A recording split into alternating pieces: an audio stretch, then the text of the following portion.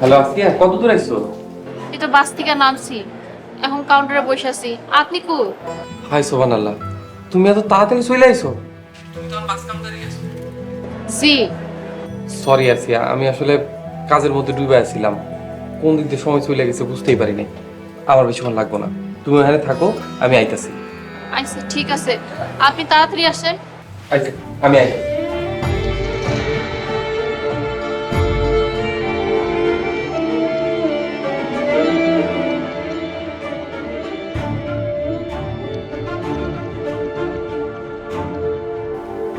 তাড়াহুড়া করে কোথায় গেল?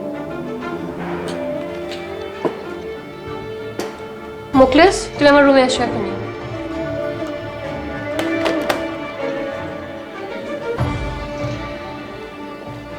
Yes madam. মাকসুদ সাহেব এত তাড়াহুড়া করে কোথায় গেল? জানি না তো ম্যাডাম, আমাকে তো কিছু বলে যায়নি। দেখলাম খুব তাড়াহুড়ো করে বেরিয়ে গেল। কোনো বিপদ হলো কিনা? মুকলেশ, তুমি এখনই যাও, ম্যানেজার সাহেব কোথায় যাচ্ছে আমাকে ইনফর্ম করো। Yes madam. কুইক।